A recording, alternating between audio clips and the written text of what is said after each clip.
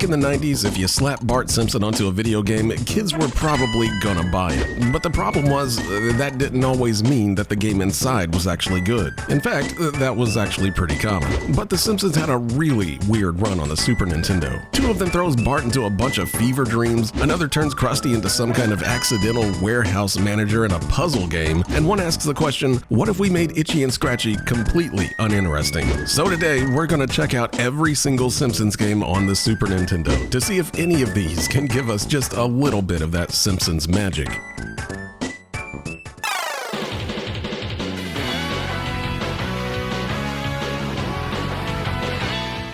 Welcome back, guys. Now, I've been putting this one off for quite a while because I knew what I was in for. Two mini-game collections, an Itchy and Scratchy platformer, and the one that we're going to start things off with, a game that was never even supposed to be a Simpsons game.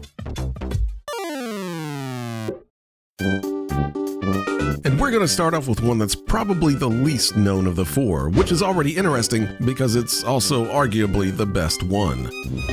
This is Krusty's Super Fun House, developed by Audiogenic and published by Acclaim in 1992. And the first thing that you're going to need to know about it is that it was never actually supposed to be a Simpsons game in the first place. Krusty's Super Fun House started life as an Amiga game called Rat Trap, designed by Pat Fox and Scott Williams and developed by British studio Audiogenic, a company that had spent most of its existence making cricket and football simulations. Rat Trap, though, was a puzzle game about herding rodents through maze-like levels and was actually already complete when Audiogenic approached Acclaim about licensing it out. Acclaim, though, had a problem. They had the Simpsons license and they needed content desperately. So they looked at Rat Trap and they looked at Krusty the Clown and decided that one could become the other. I'm in way over my head. The generic purple-haired protagonist that was in Rat Trap, well, he became Krusty the Clown. All the rats in the game got Simpsons-style overbites. And of course, Duff beer posters went up in the backgrounds to complete the illusion. And that, my friends, is how you make a Simpsons game. As mentioned, this game is a puzzle platformer that goes across 60 different levels divided into 4 worlds. Each of the worlds has a different Simpsons character running the rat extermination machine. And let me tell you, they all get great pleasure out of killing these rats. Your job is to manipulate the environment using movable blocks, pipe sections, or whatever else you find lying around to create a path that herds the rats towards the machine. The rats themselves aren't very smart since they just walk in one direction and then turn around when they hit a wall. You're essentially building a maze around them in real time, while also avoiding the enemies in each level by throwing pies at them. It's sort of like reverse lemmings, essentially, and it works pretty well. Krusty has a nice jump that makes it fun getting around the levels, and that actually matters since these things can get genuinely complex pretty quick. But it's always pretty fun to try and figure them out, since some are just straightforward levels that feel more like a Lemmings level, while others are like a race against the clock to navigate a level before the rats can be saved. It's an interesting mix between platformer and puzzle game, because sometimes you platform more and other times you're puzzling more.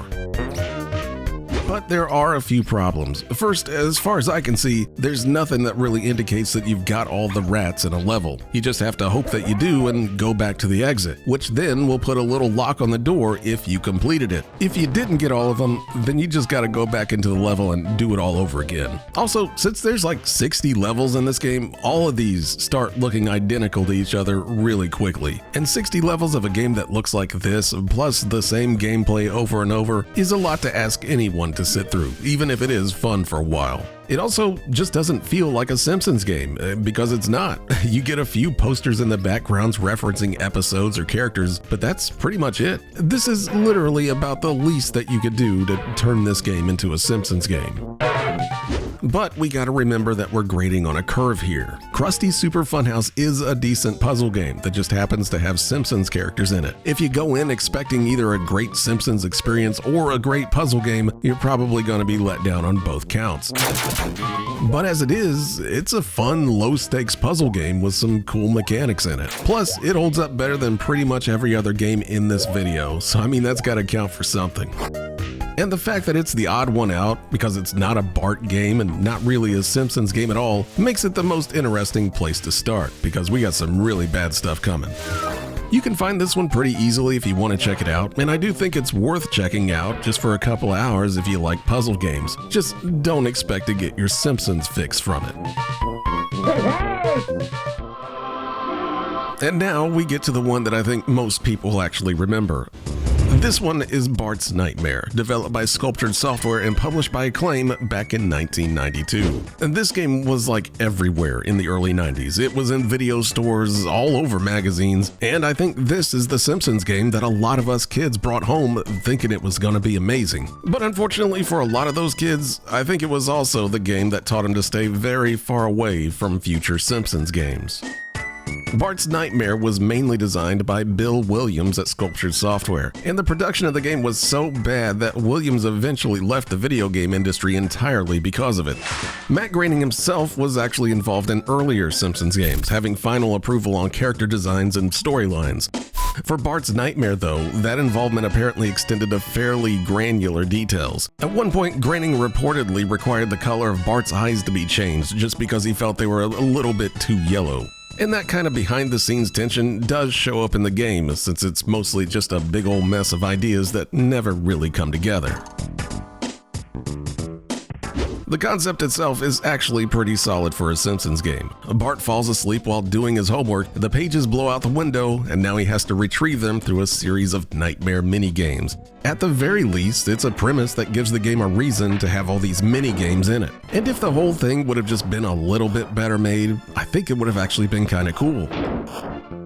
The game basically has two different layers. The first is the hub world, a side-scrolling street called Windy World, where Bart walks back and forth trying to collect the homework papers that blew out of his window. But it mostly just kind of comes across as this chaotic mess of obstacles that you need to avoid until the next page decides to show up. Lisa appears and turns you into a frog for some reason, Principal Skinner forces you into a school uniform that slows you down, and Jimbo and his gang grab you and just drag you along against your will, dealing damage while you're just completely helpless. It's at least an interesting way to showcase Springfield and some of the weirder characters in it, but it's also really frustrating because the controls are really slippery and the obstacles are just relentless. Each homework page you find, though, leads you into one of 5 different mini-games, and this is where most of the meat of the game is. Also, keep in mind that all of these come up completely at random, so you're basically at the mercy of the game as to what you'll end up playing. First up, we've got Bartman, which is a flying level that plays like a slow-paced shooter. It's not really very fun, and controlling Bart is really strange, but ultimately it's not the worst thing in the game. Plus, Barney riding a flying elephant will always be the best part about this game. Next up, you got an Itchy and Scratchy game where you basically just run around sections of the house and try to outlast both Itchy and Scratchy. The controls and hit detection here are not good at all, but this is actually a better representation of Itchy and Scratchy than the full game is, but more on that one later. The Temple of Maggie is an Indiana Jones style level where you have to smack demons with your whip while hopping across different pedestals. And this one is just maddeningly difficult and is easily the worst minigame in the entire game.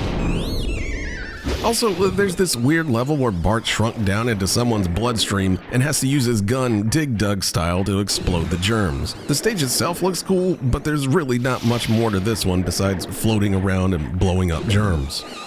And finally, we've got Bartzilla, which is a level where you stomp through the city as a giant Godzilla Bart. And this one gives you tons of different ways to attack all the military stuff that's coming at you. It's probably one of the more neat levels. The second half of the stage has you climbing a building rampage style, but this part is not anywhere near as fun. There's just tons of cheap hits in this section, and it kind of feels like luck if you ever make it to the top. And if you're wondering what the goal is for doing all these mini games, well, it's essentially so you can get a page of your homework back whenever you complete one of them. And depending on how many you manage to recover, determines Bart's grade when he wakes up. But that also means that if you want to get a good grade, you're going to have to get really good at all of these mini games. Sometimes doing them twice in the same run thanks to that random stage select. But I think it's safe to say that most kids that played this game didn't really want to get good at any of these. The ideas for the levels are cool, but the problem is the execution across every single minigame has some version of the same issue. Controls that are just slightly off, hit detection that's really wrong, or just difficulty spikes that come out of nowhere. Most of the levels do at least give you a few lives to try and beat them with, and thankfully you just get spat back out into the Windy World hub if you manage to lose all of those. But the main difficulty is just navigating Windy World itself, because it gets harder and harder every single time you come back to it. And when you lose all your Z's in Windy World, it's game over. And of course, there's no continues here. So if you run out of lives, you get to start all over from scratch. It's one of those classic bad game tropes where there's not really too much content, so we better make this thing as annoying as possible to finish it. Overall, Bart's Nightmare is at least a game that's got a few good ideas in it here and there, but ultimately it's just kind of pulled down by a bunch of bad design decisions. And I think it goes without saying that if you're not good at making one of these minigames, then putting 5 of them in there isn't going to work in your favor. If the rumors of Matt Groening sticking his nose into this is actually true, I kind of wish he would have just worried about it being a fun game rather than Bart's eyes being wide enough. But it did sell really well thanks to it being advertised like crazy. This was one of those games that was constantly rented out at my video store, and it made Acclaim and Sculptured Software think they had a formula that was worth repeating. But that last part is where things go sideways, as we'll soon see. As for this one, I'm sure a lot of you have some real nostalgia for it, and it's not without its charm. A lot of kids probably genuinely like this game, and I'm sure they'll tell me in the comments. As for me though, I just never thought it was fun enough to keep playing, but I do think it's a better game than the one that we're about to see.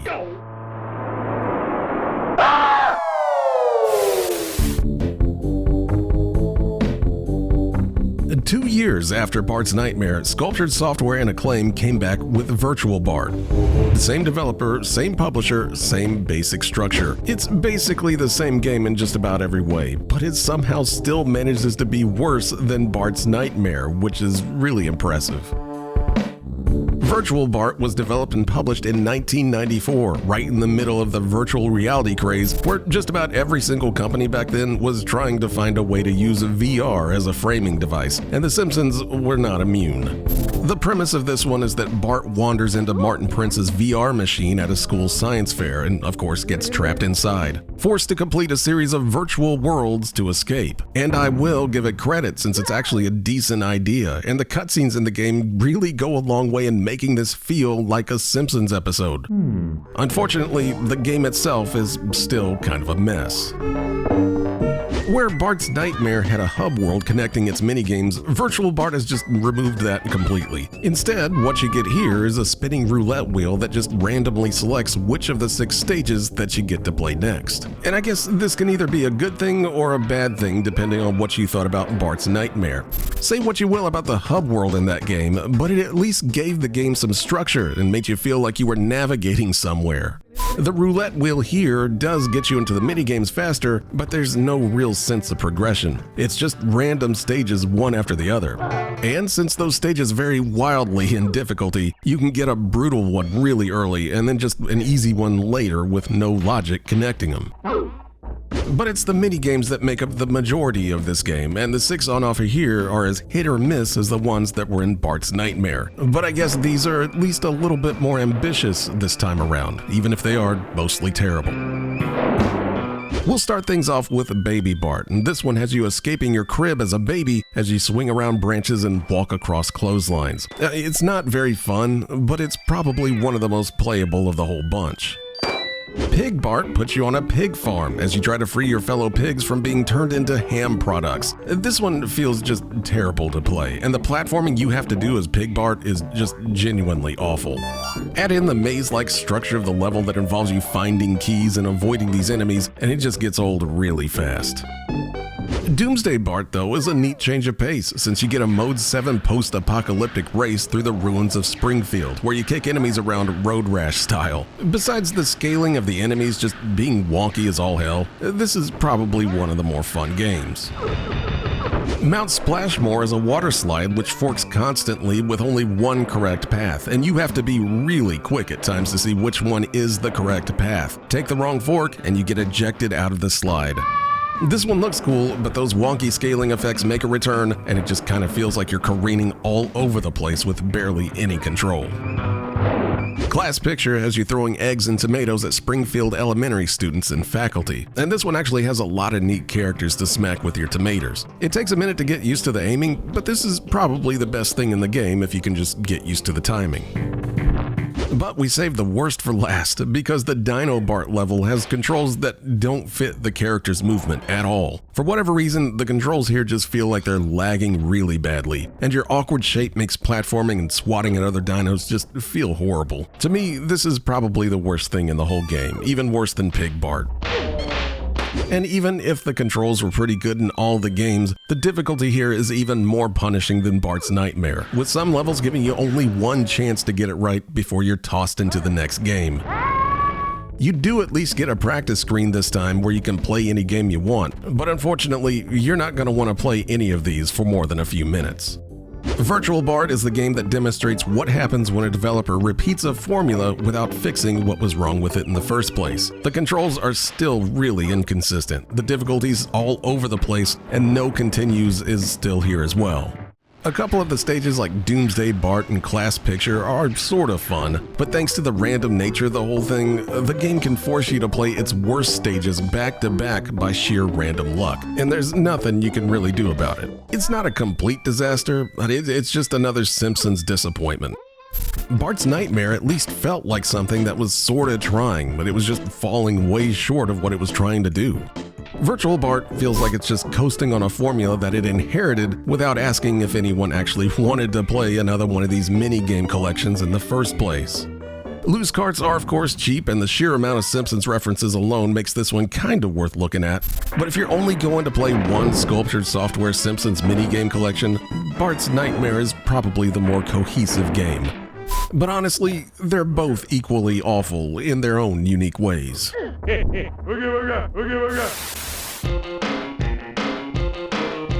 And finally, the last Simpsons game that Acclaim ever published was an Itchy and Scratchy game. And I know you're going to be shocked, but it's not very good either. This one came out late for the Super Nintendo, back in March of 1995, and was developed by Bit Studio. And what they managed to do was to take one of the funniest and most over-the-top things in The Simpsons and produce something that one reviewer at GamePro magazine said should be near the top of the blame list if the entire video game industry ever came crashing down. And if GamePro is saying that, then you know we're in trouble. The Itchy and Scratchy show inside The Simpsons was of course a parody of violent cartoons, a cat and a mouse locked in an endless cycle of killing each other in the most violent ways possible. It was basically a way for the show to satirize what kids were actually watching on Saturday mornings. It's all really good stuff, and some of the most memorable clips from the entire show. The game, though, is not that at all. You play as Itchy as you run around in this side-scrolling platformer-looking game. But unlike most platformers, you're not actually trying to get to the exit of each stage. Your job is to instead chase down and defeat Scratchy using a rotating arsenal of weapons that you find throughout the stage. And I can at least say that there's a ton of them. There's like 7 pages in the instructions dedicated to all these weapons. But unfortunately, they all just kind of boil down to either swinging something or shooting something. Whatever you pick up though, you're going to want to use it on Scratchy whenever he runs onto the screen, with the goal being to deplete Scratchy's health bar and then move on to fighting his boss form. It's actually kind of a neat idea, but there's just not much else to do here besides run back and forth and chase Scratchy around, and that's just not very much fun. Especially when the game has a really bad habit of making Scratchy's sprite overlap Itchy's sprite, making you whiff more than actually hit him. The whole thing just gets tedious really quickly. Usually it's best to just find a spot where you can cheese the AI and then go ham on him. And the only thing you actually need to explore the levels for are the weapons that'll drop to help you defeat his boss form. But even then, they're usually supplied in the boss stage itself, so why bother? Each level is at least themed after a parody of something else. You get a Jurassic Park stage, a medieval stage, a western stage, and so on. But they're all pretty much the exact same as far as how you interact with them. You do get a couple of traps here and there that you can use, but they take so much time to set up that it's not worth it. All of the levels at least look nice, and the concept of Itchy and Scratchy episodes as levels is a good idea. I just wish you had more of a reason to run around in them. But really, the deeper problem is that Itchy and Scratchy in the show was funny because of just how extreme it was. It's so fast-paced and violent that you don't have time to process just how violent it actually is. this show ain't no good. The game is just too slow-paced to bring out any of that. Plus, the ironic thing here is that the game has none of the show's violence. Apparently, the Genesis version was supposed to be more violent, but of course the Genesis version never got released. And even if it did have the violence, I don't think it would have saved just how bland this game is otherwise. When this game came out, The Simpsons was in the middle of its golden run in 1995. Season 6 was airing in 1995, and that was one of the best seasons ever for The Simpsons. But this is the game that we got as the final act for the Super Nintendo. This is definitely not the ending that we deserved. And really, who could have ever thought that the best Simpsons game on the Super Nintendo would be a puzzle game that was never supposed to be a Simpsons game to begin with? The rest of these are just mid at best, and an absolute waste of the Simpsons license on a console that could have easily had some of the best Simpsons games ever. So thanks, Acclaim, you've sucked so hard that you've actually ended up depressing me. And that's it. That's all of the Simpsons games on the Super Nintendo. I did want to mention before I get out of here that Genesis version of Itchy and Scratchy was actually complete before it was canceled, and the ROM is out there, so if you want to check it out, you can. As for me, I'm thoroughly done with all of these games, but I hope you guys enjoyed some of my misery, and if you did, do me a favor and tell YouTube that you liked it as well by hitting that like button and hyping this video. Also, feel free to subscribe if you want some more licensed game weirdness in the future. As for me, I need to go watch some Simpsons just to make up for all this substandard Simpsons stuff that I've been dealing with. So until next time, thanks for watching, guys.